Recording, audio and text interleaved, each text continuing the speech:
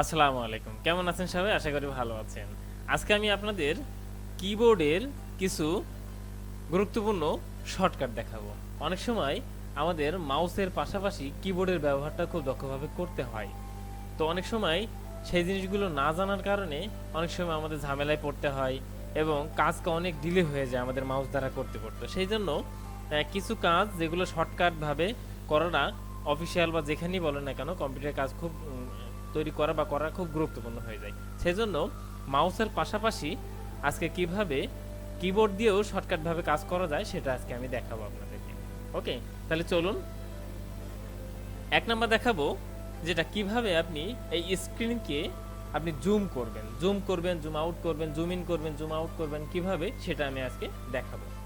আপনি যেটা করবেন উইন্ডোজ প্লাস মানে উইন্ডোজ চেপে ধরে যদি প্লাস বাটন প্রেস করেন তাহলে কিন্তু এটা জুম ইন হয়ে যাবে। আবার উইন্ডোজ চেপে ধরে আবার যদি মাইনাস বাটন প্রেস করেন তাহলে কিন্তু জুম আউট হয়ে যাবে। চলুন এটা প্র্যাকটিক্যালি দেখি। সেটা কি, আমি উইন্ডোজ বাটন প্রেস করলাম, প্লাস প্রেস করলাম, দেখেন আমার কিন্তু স্ক্রিন জুম হয়ে যাচ্ছে, ঠিক আছে, জুম হয়ে যাচ্ছে। আবার আমি উইন্ডোজ বাটন প্রেস করে যদি মাইনাস বাটন প্রেস করি দেখেন জুম আউট হয়ে যাচ্ছে। ওকে, এরপরে দেখেন এই জিনিসটা যদি এখানে থাকে তখন এটা আপনি ক্রস দিয়ে ক্লিক করে কেটে দিতে পারেন। ওকে, দুই নাম্বার আমি যেটা দেখাবো সেটা হলো কিভাবে আপনি আপনার কিবোর্ডের মাধ্যমে আপনার কম্পিউটারকে লক করে ফেলবেন। অনেক সময় আমাদেরকে সেটিংয়ে যে বা অনেক অনেক কিছু করে আমাদেরকে লক করতে হয়। তো সেজন্য কিভাবে শর্টকাটে আপনি কিবোর্ডের মাধ্যমেই আপনার কম্পিউটারকে লক করতে পারেন। দেখুন, আমরা যদি এটা দেখি, আমরা উইন্ডোজ প্লাস এল বাটন সাথে উইন্ডোজ চেপে ধরে যদি এল বাটন প্রেস করি দেখবেন আমাদের কম্পিউটার লক হয়ে যাবে।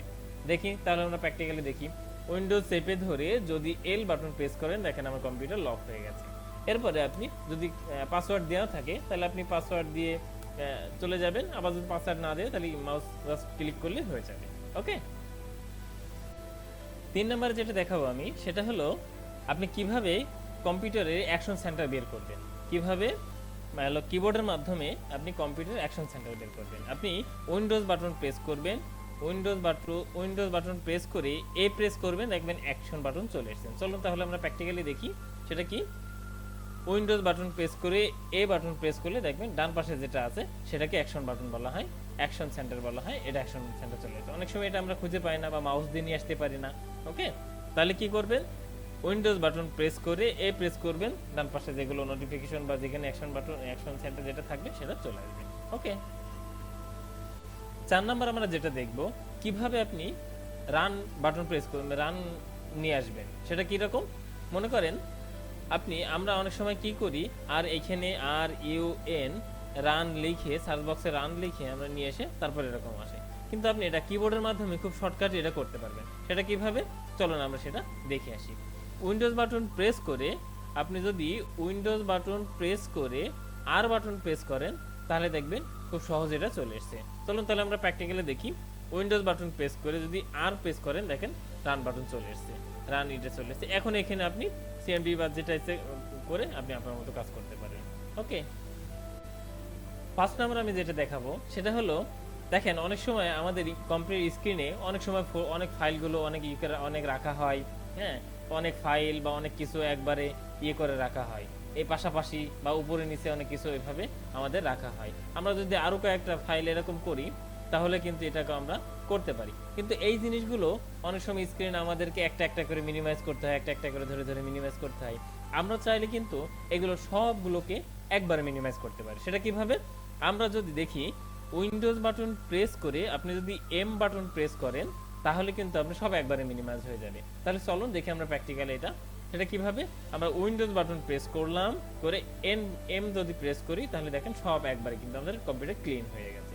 ওকে, ছয় নম্বরে যেটা দেখাবো সেটা হলো কিভাবে আপনার কম্পিউটার হ্যাং হয়ে গেলে সেটা থেকে বের হয়ে আসতে পারবেন। মনে করেন আপনার কোনো একটা ফাইল বা কোনো কিছু আপনি কাজ করতে করতে হঠাৎ করে হ্যাং হয়ে গেছে, তখন সেই বাটনটা কিন্তু কর্নারে যে ক্লোজ বাটন থাকে বা ক্লোজ বাটন থাকে সেখানে কিন্তু কাজ করে না অনেক সময়। তখন সেটা কিভাবে আমাদেরকে সেখান থেকে মুক্তি পাওয়া যাবে, সেভাবে কিভাবে বের হয়ে আসা যাবে, চলুন সেটা আমরা দেখব। আমরা যদি কন্ট্রোল শিফট আর ESC বাটন যেটা আছে সেটা যদি একসাথে প্রেস করি তাহলে কিন্তু আপনার টাস্ক ম্যানেজার পাবো। টাস্ক ম্যানেজার পাইলেই আপনি ওখান থেকে কিন্তু আপনি একবারে যে কাজটাতে যে অ্যাপসটা আপনার প্রবলেম হচ্ছে সেখান থেকে আপনি বের হয়ে আসতে পারবেন। চলেন তাহলে প্র্যাকটিক্যালি দেখি সেটা কি। Control shift ESC button press করলে দেখেন উপরে লেখা আছে টাস্ক ম্যানেজার, টাস্ক ম্যানেজার চলে আসছে। এখন এখানে আপনার যে অ্যাপসটাতে বা যেটাতে আপনার প্রবলেম হচ্ছে সেটাকে আপনি দেখতে পারবেন যে সেটা কাজ করছে কিনা, সিপিইউ কাজ করছে কিনা, মেমোরি ডিস্ক যে জিনিসগুলো আছে বা এর পারফরমেন্স কাজ করছে কিনা, হ্যাঁ, করার পরে সেগুলো কিন্তু আপনি সেখান থেকে বের হয়ে আসতে পারবেন। ওকে, 7 নাম্বার আমরা যেটা দেখব সেটা হলো আপনি কিবোর্ডের মাধ্যমে আপনার যেমন এই ব্রাউজারের অনেক সময় আমরা কি করি, এই পাশে এটা চেপে ধরে এভাবে ছোট করি, আবার এই পাশে চেপে ধরে আমরা নিচে বড় করি, এই পাশেও একই সিস্টেম করি, কিন্তু আমরা চাইলে এটা কিবোর্ডের মাধ্যমে খুব সহজেই করতে পারি। সেটা কিভাবে চলুন আমরা দেখি। মনে করেন এটা আপনার ফুল স্ক্রিনে রয়েছে, আপনি চাচ্ছেন একটা সাইডে নিতে, তখন যেটা করবেন সেটা হলো আপনার কিবোর্ডের উইন্ডোজ বাটন প্রেস করে এখানে যে অ্যারো চিহ্ন যেগুলো আছে উপরে নিচে ডানে বামে যে অ্যারো চিহ্নগুলো আছে সেই চিহ্ন দ্বারা আপনি কিন্তু কাজ করতে পারবেন। চলুন তাহলে সেটা আমরা প্র্যাকটিক্যালি দেখি। সেটা কিভাবে, মনে করেন আমরা ফুল স্ক্রিন রয়েছে, এখন এটাকে আপনি উইন্ডোজ বাটন প্রেস করে ডান অ্যারো চিহ্ন যদি রাইট অ্যারো চিহ্ন যদি প্রেস করেন তাহলে কিন্তু দেখবেন রাইটে চলে যাবে। আপনি যদি লেফটে করেন তাহলে লেফট চলে যাবে, আপনি যদি আপে করেন বা উপরে করেন তাহলে কিন্তু উপরে চলে যাবে, আবার যদি আপনি ডাউনে নিচে করেন তাহলে কিন্তু সেটা আবার নিচে চলে আসবে। যদি এক বাটন প্রেস করে না আসে তাহলে আপনি সেটা দিয়ে আবার ডাবল করবেন, দেখবেন উপরে চলে যাবে। দেখবেন আমি এখন উইন্ডোজ বাটন প্রেস করে নিচে চললাম, পুরোটা হয়ে গেল, কিন্তু একটা দেখেন পুরোটা হয়ে গেছে, আপনি আবার প্রেস করবেন দেখবেন নিচে চলে আসবে। ওকে, 8 নম্বরে যেটা দেখব সেটা হলো আমরা কিভাবে কম্পিউটার স্ক্রিনশট নিব। অনেক সময় আমাদের স্ক্রিনশটটা নেওয়ার প্রয়োজন হয়। আপনার কম্পিউটার যে কোনো ফাইল বা যে কোনো কিছু আপনার কম্পিউটার স্ক্রিন দিয়ে আপনি কোথাও শেয়ার করতে চাচ্ছেন, অনেক সময় এই জিনিসগুলো আমাদের খুব প্রয়োজন হয় যে কম্পিউটার স্ক্রিনশটটা আসলে কীভাবে, কোন স্ক্রিনশট সাধারণত আমরা নিতে পারি, বাট কম্পিউটার স্ক্রিন অনেক সময় আমরা নিতে পারি না। ওকে, তাহলে চলুন আমরা কম্পিউটার স্ক্রিনটা কীভাবে নিতে পারি। আমরা যদি উইন্ডোজ বাটন প্রেস করে এই যে প্রিন্ট স্ক্রিন যেটা আছে সেটা যদি প্রেস করেন তাহলে কিন্তু আপনার স্ক্রিনশট হয়ে যাবে। চলুন তাহলে সেটা আমরা প্র্যাকটিক্যালি দেখি। উইন্ডোজ বাটন প্রেস করে যদি আপনি প্রিন্ট স্ক্রিন প্রেস করেন দেখবেন এই দেখেছেন আমার কিন্তু স্ক্রিনশট হচ্ছে। ওকে, স্ক্রিনশট হচ্ছে। এখন সেটাকে আমরা কিভাবে খুঁজে পাবো, সেটা আমরা কিভাবে কোথা থেকে পাবো, স্ক্রিনশট তো নিলাম, এখন যদি কোথায় খুঁজে নাই পাই তাহলে তো সমস্যা। চলুন সেটা আমরা দেখে নিই। চলুন দিস পিসিতে যাবেন আপনি অথবা মাই পিসি যেটা থাকুন না কেন, এরপর এখানে দেখবেন পিকচার নামে আছে, পিকচারে দিয়ে লিখবেন, দেখবেন তো স্ক্রিনশট নামে একটা ফোল্ডার তৈরি হয়ে গেছে, সেখানে দেখবেন এখানে সব নিচে তৈরি হয়ে গেছে। দেখেছেন যেগুলো আমি এখনই নিলাম সেগুলো কিন্তু সব এখন তৈরি হয়ে গেছে, দেখেছেন। ওকে,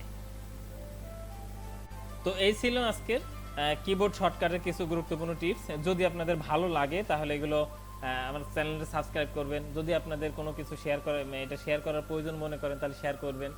আর হ্যাঁ, এখান থেকে যদি কিছুটা হলেও আপনাদের উপকার হয় তখনই আমার কাছে ভালো লাগবে বা আমার ভালো লাগবে। তো আজ এ পর্যন্তই, আল্লাহ হাফেজ।